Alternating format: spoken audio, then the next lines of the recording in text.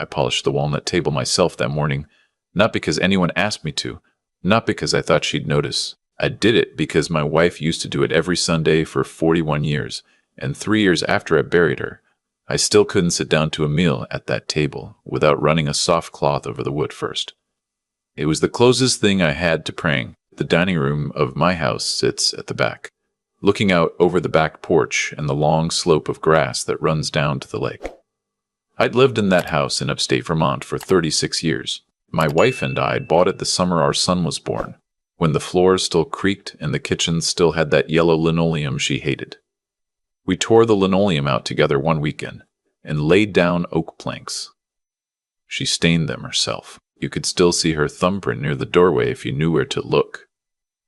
I knew where to look. That afternoon, I'd set the table for 5, my son, his fiancée, her mother and father, and me. I'd cooked a pot roast the way my wife used to make it, with the carrots cut on the diagonal and the onions caramelized slow on the stove. I'd opened a bottle of wine that had been in the cellar since 2009, which was the year my son graduated high school, and we'd bought a case to celebrate. There were 4 bottles left. I figured tonight was as good a night as any. My son had called me 3 weeks earlier to tell me he was getting married. He'd been dating the girl for 9 months. He sounded happy on the phone, the way he used to sound when he was 12 and he'd caught his first base off the dock. I didn't ask too many questions. I figured I'd meet her and form my own opinions, the way my own father had done with my wife 43 years ago. He'd taken her hand at our first dinner and told her she had the eyes of a woman who could outwork a man, and he meant it as the highest compliment he knew how to give. She laughed for an hour about it on the drive home. I was hoping for something like that. What I got was different. She walked in ahead of my son. Tall, blonde, expensive. The kind of expensive that announces itself in a wristwatch and the way a coat is folded over an arm. She looked at me, and I watched her face do something I've seen 1,000 times in my life and learned to read like weather. The slight pull at the corner of her mouth. The brief, involuntary inventory of my hands, my shoes, the lines on my face. She was pricing me. Right there in my own foyer. "You must be the dad," she said. I told her I was. I told her my name. I held out my hand. She looked at my hand for a moment, at the burn scar that runs from my knuckles up under the cuff of my shirt, at the place where the skin grew back wrong 40 years ago and never quite settled into anything you'd call ordinary. And then she laughed. Not a big laugh, a short, sharp one, like a dog's bark. "Oh my God," she said, looking past me toward my son. "At least we know what we're doing for Halloween. He doesn't even need a mask." My son said her name. Shark. He said it the way a man says a name when he's hoping the next thing out of her mouth will fix the last thing. She turned back to me with a smile that was supposed to be charming. Sorry. I'm a comedian when I'm nervous. It's a thing." She shook my hand quickly, the way you shake the hand of someone whose germs you suspect. "It's so nice to meet you. My parents are pulling up now. They got stuck behind a tractor on the way in. God, the country, right?" I told her welcome, and that supper was almost ready, and that I'd take her coat. She handed it to me without looking. I hung it in the closet. I noticed my hands were steady. I'd been worried they wouldn't be. My son hung back as she went into the living room. He put a hand on my shoulder. "Dad, I'm so sorry. She's nervous. She didn't mean—" "It's fine," I said. "It isn't fine. I'll talk to her." "Don't. Not tonight. Let's get through dinner." He nodded. His eyes were wet for a second, and then they weren't. And then he went after her into the living room. I stood there for a long minute alone in the foyer, looking at the closet door, at her coat hanging there, and I let myself feel exactly one thing, which was that my wife would have laughed. My wife would have walked into that living room and said something so dry and so kind it would have taken the girl 10 years to understand she'd been put in her place. I didn't have that gift. I had a different one. I went to the kitchen and stirred the gravy. Her parents arrived 10 minutes later. They came in through the front door with the kind of polite, slightly anxious energy of people who've been told their daughter is marrying up and they need to make a good impression. The mother was small and sharp-featured. The father was tall and gray, with the tired posture of a man who'd worked outdoors most of his life, and was now expected to wear a sport coat indoors. They were good people. I could tell it in the first 5 seconds. There was something familiar about them too, but I couldn't place it, and I figured it would come to me later. I shook the father's hand. I introduced myself. I led them into the dining room. That was when the strange thing happened. The mother stopped in the doorway. She looked at me. She looked at my hand on the back of the chair I was holding out for her. Her eyes went up to my face, slow, like she was reading something written in small print. Her mouth opened a little. She closed it. She sat down. The father didn't notice. He was looking at the lake out the window, telling me what a beautiful piece of property I had, asking how long I'd lived here. I told him 36 years. He whistled and said his wife and he had been in their house for 31, and he hoped to God they'd never have to leave it. The mother, beside him, said nothing. She kept watching me. Once, when I bent down to set the gravy boat on the table, she made a small sound, like she'd been about to speak and changed her mind. We sat down to eat. I said grace, the short one my own father used to say, to Fiancée.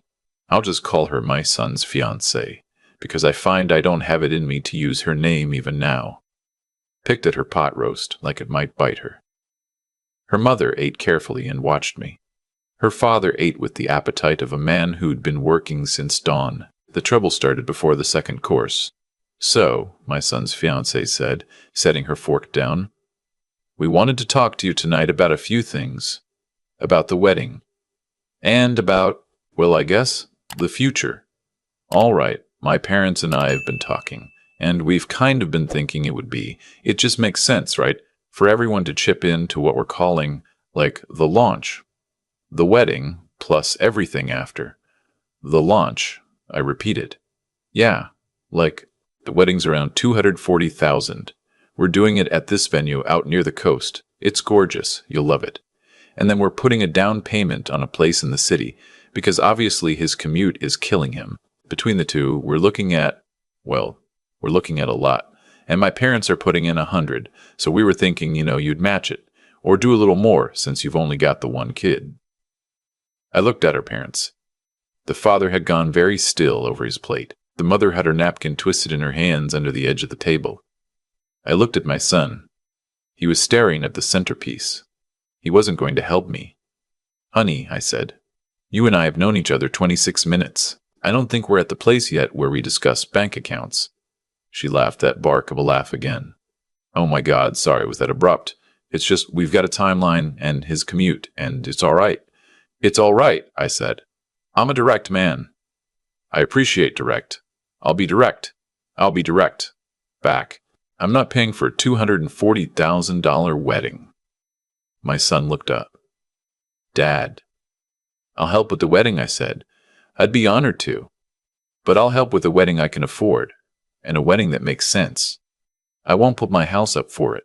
I won't refinance for it, and I won't be told what number to write on a check by a girl I just met.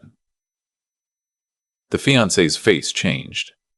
It went through 3 weathers in about 2 seconds. Surprise. Then something hard. Then a smile. The smile was the worst of the 3. Okay, she said. Okay, I get it. So we're doing this. She turned to my son. Babe, tell him. My son looked at her. He looked at me. He looked at his plate. Dad, we were also thinking. About the house. What about it? About the house. What about it? The house is, Dad. The house is enormous.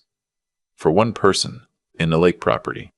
You know what this place is worth right now. The market's insane. If you sold it, you could move into a condo in town, you'd be closer to me, and the equity would it would set us up. It would set you up, and it'd be good for everybody. I set my fork down. You want me to sell my house? I want you to think about it. That's all. You want me to sell the house your mother and I bought before you were born, where she stained those floors with her own hands, where I sat with her every morning of the last 6 months of her life and watched the sun come up over that lake, so you and your fiancé, who I met half an hour ago, can have a down payment in the city. My son's fiancé jumped in. Don't make it sound like that. That's not Jesus. We're not asking you to dishonor her memory. We're asking you to think about your future. You're what, 63? You don't need all this space.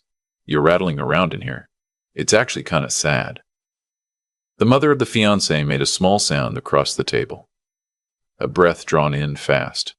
Her husband finally seemed to notice she was upset. He put his hand on her arm. "Honey," he said, "are you all right?" She didn't answer him.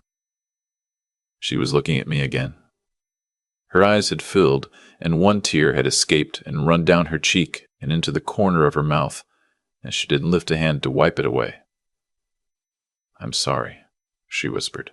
"I'm sorry, I'm sorry." "Mom," said the fiancé. "What's wrong with you, Mom?" The mother shook her head. "Nothing. I'm fine. I had a very clear thought just then. It came to me like a memory of something that had already happened. I thought, I know who this woman is. I've looked into this woman's face before, a long time ago, when it was much younger and full of a different kind of grief. But the thought wouldn't quite come into focus, and the table needed me, so I set it aside. I would come back to it. "Let's eat," I said. "We can finish this conversation later." Nobody ate. The pot roast went cold.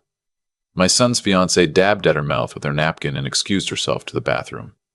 My son stared at the place where she'd been. The mother of the fiancé was looking at me again, and something in her face had decided. She stood up. "Excuse me," she said quietly. "I need a minute. I'm sorry. I need a minute alone." "The porch is just through there," I said. She nodded and went out, and the screen door tapped shut behind her. The four of us at the table sat in the kind of silence that happens after a window breaks. The fiancé's father cleared his throat. "She's not herself tonight," he said. "I'm sorry. I don't know what's gotten into her. It's all right." "I want you to know," he said, looking at his hands, "that we didn't agree to any $100,000. We didn't agree to anything. Our daughter she's gotten ahead of herself before. We've been working on it." "I'm sorry, Dad," said the fiancé, coming back in from the hallway and catching the last of it. "Don't. No, honey. I'm not going to sit here and, Dad, I'm not going to sit here and pretend that what you said to this man at the door was acceptable. Oh my God, it was a joke. It was not a joke. Mom!" The fiancé wheeled toward the porch. "Mom, can you come back in here, please? Dad's losing it." The mother of the fiancé came back through the screen door. Her face was wet. She was carrying something in her hand, a small folded thing the size of a wallet. I couldn't see what it was. She walked over to me. Not to her chair. To me. She stopped a foot from where I was sitting, and she looked down at me, and her chin was trembling. "I have to ask you something," she said. "And I'm sorry. I'm so sorry to ask it like this in front of everybody. But I have to ask, because if I don't ask, now I won't sleep tonight. Go ahead. Were you, a long time ago, were you a firefighter?" The dining room went very still. My son turned his head slowly. The fiancée stopped halfway into her seat. "Yes," I said. 31 years. I retired 5 years ago." She made a noise. It was not a word. It was the sound a person makes when a wall they didn't know they were holding up gives way. "Where?" she whispered. "Where did you serve?" "Most of my career was in Hartford, the last 8 years, up here in Vermont." "Why?" She put a hand to her mouth. Her shoulders shook once, hard. "There was a fire," she said. "In Hartford, 26 years ago, in a 3-story walk-up on Sigourney Street." I didn't say anything.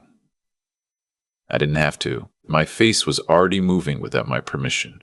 She unfolded the thing in her hand. It was a photograph. Old. creased to softness at the edges.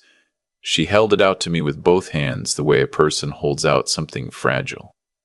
It was a picture of a little girl, maybe 5, standing on a sidewalk with a foil emergency blanket around her shoulders, her face streaked with soot, her eyes huge, and kneeling next to her, with one knee on the concrete and one hand on her shoulder, was a man in turnout gear, with his helmet off and his hair plastered to his forehead with sweat. The man was looking at the little girl with the kind of look you only ever see on a person who has just made a deal with the worst part of God and gotten what he asked for.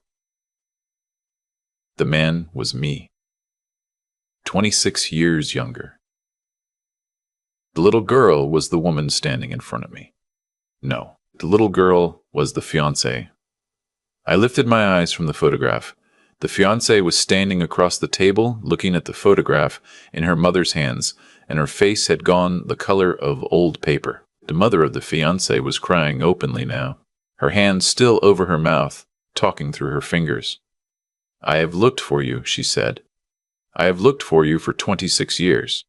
The fire department wouldn't give me your name. I wrote letters.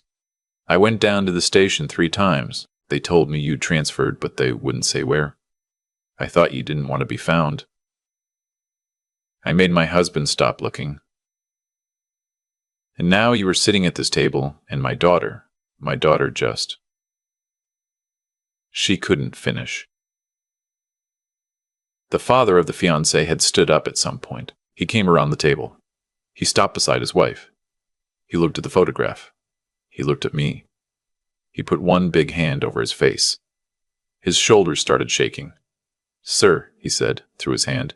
"Sir," he said through his hand. "Sir, you pulled my baby girl out of a burning building. You ran in there twice. They told us it was twice. The second time, they thought you were dead in there. You went back in for our daughter."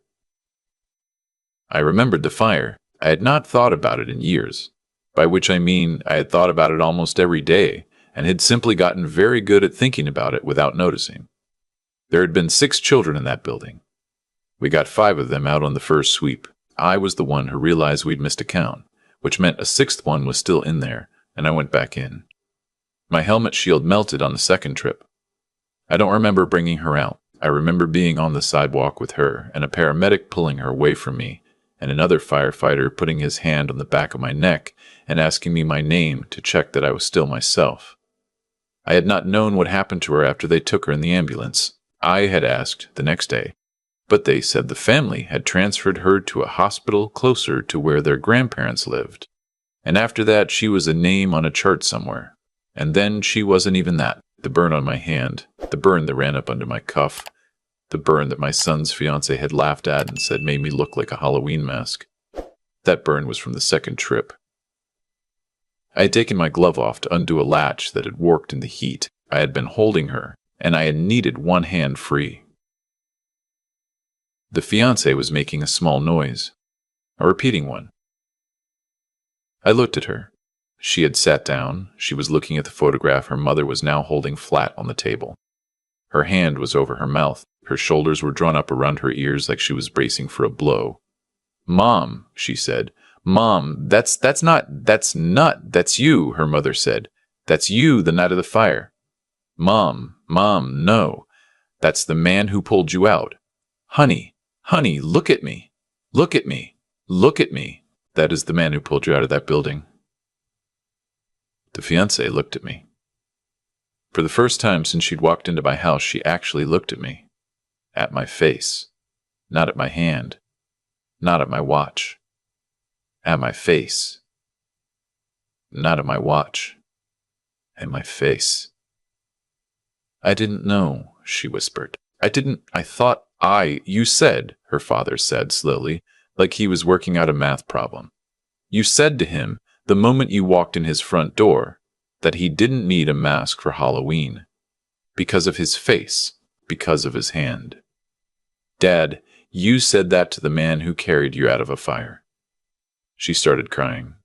Not the pretty kind, the kind where the whole face caves in and there's no managing it. My son was on his feet.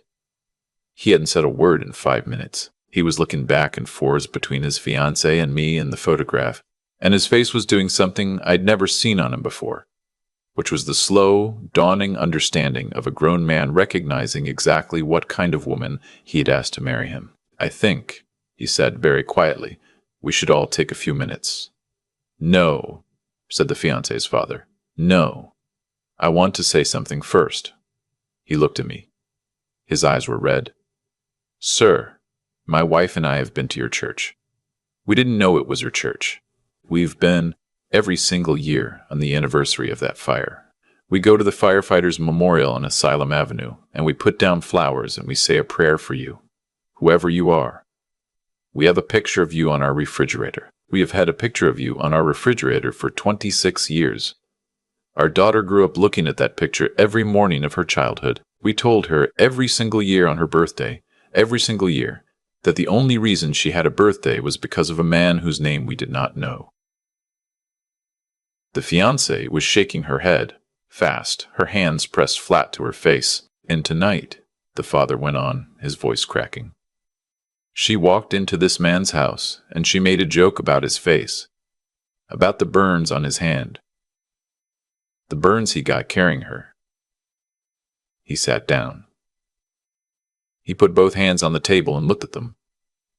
"I don't know what to do with that," he said. "I don't know what to do with that as her father. I'll tell you something I learned a long time ago in the line of work I was in. When something terrible happens in a room, when a building comes down or a child stops breathing or a man you've known for 20 years takes his last breath in your arms, there is always a moment after, a particular kind of moment, where the people in the room have to decide what kind of people they're going to be from that moment on. It's a small moment. It doesn't last long, but it's the moment that decides everything about what comes after. We were in one of those moments now. I could feel it, so I did the only thing I knew how to do, which was the thing I'd learned to do at fires. I made a plan, and I made it out loud, in a calm voice, so the people around me would have something to hold on to. "All right," I said. "Here's what we're going to do." Everybody looked at me. "First, the pot roast is cold. I'm going to put it back in the oven for 10 minutes. When it comes out, we're going to eat it. Because fruit gets cold and grief doesn't get less, and you might as well eat." The fiancé's mother let out a small, startled laugh through her tears. "Second, after dinner, my son and I are going to take a walk down to the lake. Just him and me. The two of you," I looked at the fiancé's parents, "are welcome to stay. I have 2 guest rooms made up. The drive back is 2 hours, and you're in no shape for it tonight." "We couldn't. You will." "The sheets are clean. And me?" the fiancée said. Her voice was very small. I looked at her for a long moment. I tried to see her, really see her, past the wristwatch and the haircut and the laugh she'd thrown at me in my foyer. I tried to see the little girl in the photograph. I couldn't quite do it, but I could see for the first time that she was a person who had just been hit hard, and that she was trying to stay upright, and that whatever was going to happen next in her life was going to depend almost entirely on what she did in the next 48 hours. "You," I said, "are going to sit at my table and eat your dinner. You're going to do that because your parents are here, and they have had a hard night. Then, tomorrow morning, you and I are going to sit on that porch and have a cup of coffee. Just the two of us. And you're going to tell me how you got to be the way you are. Not as an excuse, as a beginning." She nodded. She nodded a lot of times in a row, like she didn't trust herself to speak. "And the wedding?"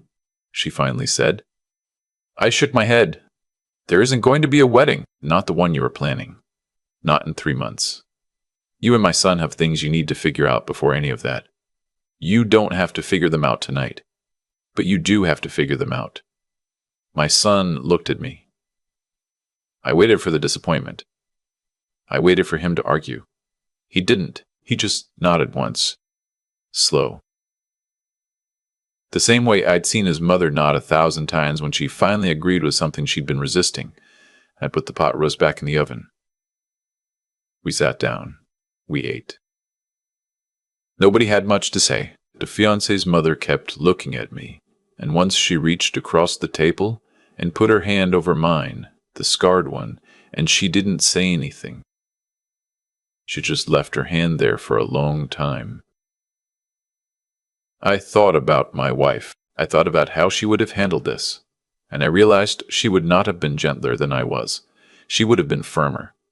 My wife had no patience for cruelty dressed up as humor. She used to say that the way a person treats someone they think is beneath them is the only character trait that matters, because everything else is performance. I kept thinking about what she'd said about character being revealed in those moments.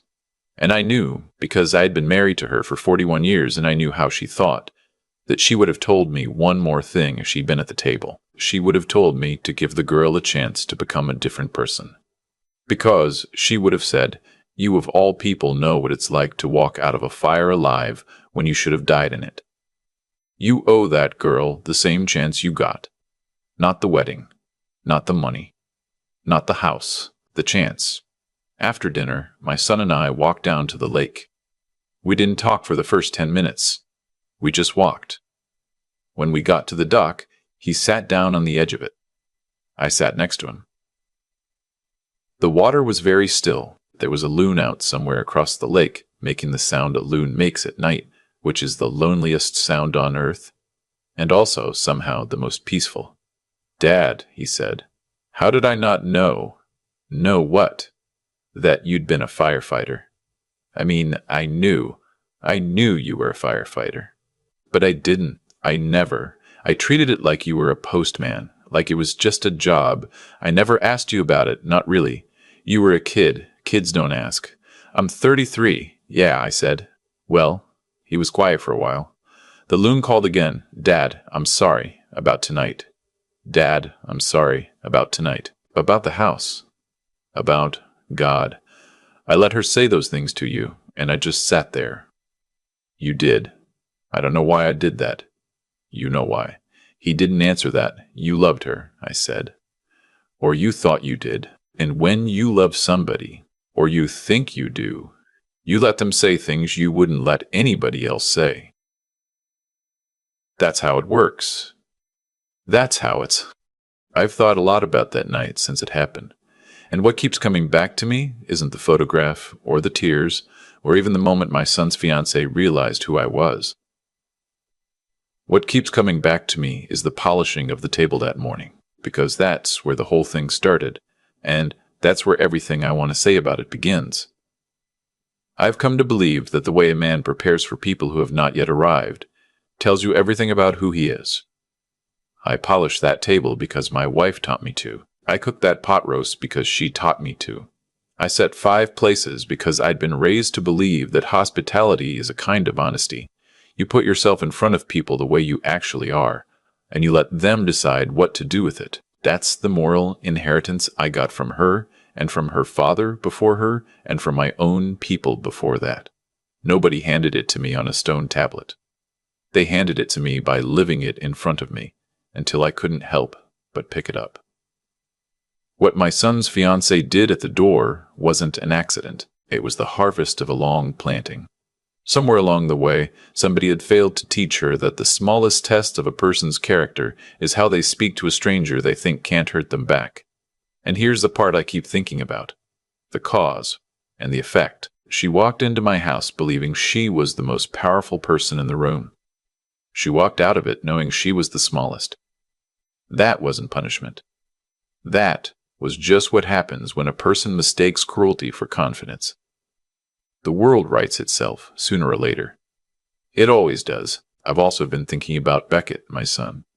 He sat at that table and didn't speak when he should have, and that silence cost him more than he yet understands.